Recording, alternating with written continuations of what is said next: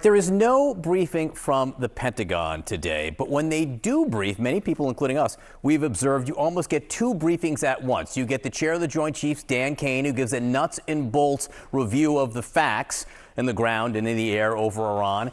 And then you also get what is really a very political briefing from the Secretary of Defense, Pete Hegseth, with almost campaign-like rhetoric and terminology. So how is that being received? With us now, CNN Chief Data Analyst Harry Enten. So how popular is the Secretary of Defense and what he's doing? Pete Hegseth and those briefings are going over like a lead balloon. What are we talking about? Let's take a look here. Look at the net popularity rating for Pete Hegseth in recent polling. You look at Quinnipiac. Look at this. 15 points underwater. You think that's low? Why don't we go over to Yahoo YouGov? Even lower. Way down there at minus 18 points. Come over to this side of the aisle. Look at independents. This has been the story of the Trump presidency, and it is the story of Pete Hegseth. You see unpopularity overall. Look at independents, even lower, minus 28 points among independents, according to Quinnipiac. And then taking the cake, look at this. 33 points underwater Pete Hegseth is with independents, according to Yahoo YouGov. As I said at the beginning, he's going over like a lead balloon, not just overall, but especially with independents. And the type of political partisan language he uses is a break from almost every Secretary of Defense in the past that I can certainly think of. So how does his popularity compare to those past secretaries? Yeah, past secretaries of defenses at a time of war, this early on in the war, tend to be very popular, very different. I mean, just look at this slide. Secretary of Defense's net popularity at this point in the Gulf War. Look at Dick Cheney. He was 62 points above water. Look at Donald Rumsfeld, who of course became unpopular later, but at the beginning of the Iraq War, look at this. He was 58 points above water. Pete Hegseth, I mean, look at this. It's just completely on the other side of the aisle, 17 points below water in the average. I mean, Donald Rumsfeld was, 75 points more popular than Pete Hegseth was in that popularity? And Dick Cheney was nearly 80 points more popular? He is on a completely different planet. This war is being received completely differently, at least when looking at the Secretary of Defenses. Normally, Secretary of Defenses are celebrated early in wars. At this point, Pete Hegseth is anything but celebrated. Is this just a Trump thing? Can you say, hey, Donald Trump's unpopular, so all of his secretaries of defense must be unpopular? No. Secretary of Defenses under the first Trump administration were popular, especially Mad Dog Mattis. I mean, take a look at this. Net approval of Trump's Secretary of Defenses. Look at this. Mad Dog Mattis was 37 points above water. 37 points above water at this point in Trump's first term. Compare that again to Pete Hegseth, 17 points below water. We're talking about Mattis being more than 50 points more popular in the net popularity rating than Pete Hegseth was. Pete Hegseth is truly unique when it comes to Secretary of Defense's breaking records when it comes to unpopularity at this point in a presidency. One of these things is not like the other. Harry, you got that right. Thank you very much. Thank you. For this war, the Trump administration is planning to ask Congress for $200 billion. The president says this is a small price to pay. A lot of Republicans are having a tough time with that. I am a no. I've already told leadership I am a no on any war supplementals. I am so tired of spending money elsewhere. We need America First policies right now. How much is this going to cost? To what extent is the Congress engaged in this? And the answer on most of this is, I don't know.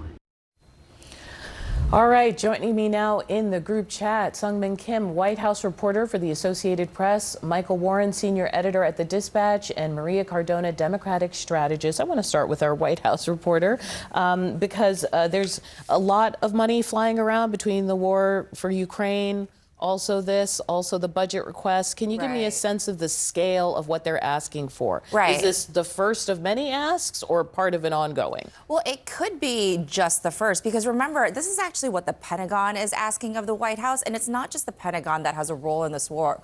It's the State Department that's also probably going to need extra money. I'm told by my sources that figure is still being formulated. But I just want to put into context $200 billion.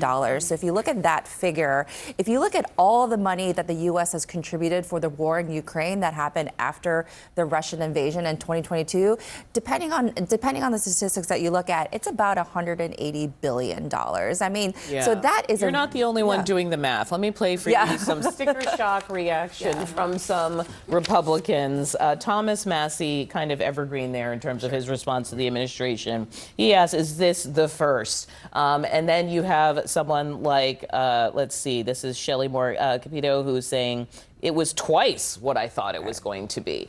What exactly is it for? How long is it good for? This is my Republican board. We haven't even gotten to the Democrats, okay? So, Mike Warren, help me. Why are they surprised when you heard Hegseth say, look, it takes a lot of money to kill the bad guys? Look, there's been no case made, no sustained and consistent and frequent case from the president, either before, certainly before that this war happened, and now since the war has started, not to the American people, not to foreign allies, not to allies within his party, and not even to members of Congress. And I think that these questions are the kind of questions that Congress is supposed to ask.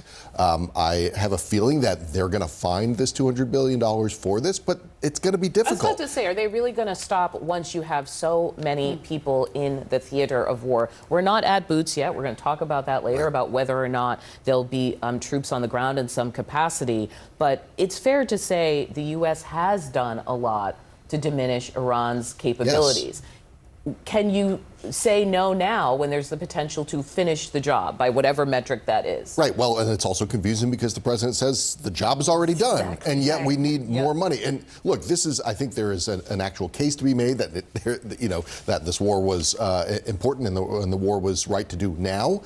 And the president hasn't made that. And members of his own party are basically calling him out on it. It's making it much more difficult for the president to sell this war after it's already started. And then Democrats can jump on that. So here's Nancy Pelosi speaking about the atmosphere around this right now.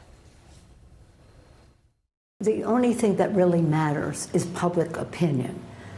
Public opinion weighs in. The president cannot ignore that, nor can the members of Congress who are giving him all this sway, who've abolished the role of Congress given by the Constitution to declare war.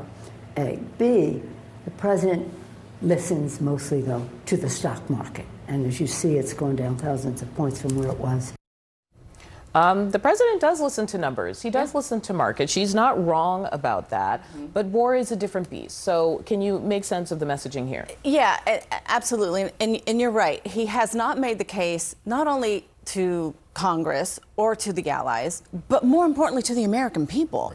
And this is where I would make a difference, though. Like when I think back to the forever wars, 9/11, the U.S. was attacked. Okay, it was not imminent. It happened. That's right. And it changed the public opinion and atmosphere. Right. And gave a lot of leeway to those administrations after. That's right. But do you know why? Because they actually, they at least had the audacity and the courage to tell us a lie about why we went to war after 9/11. They went to Congress. They made the case publicly.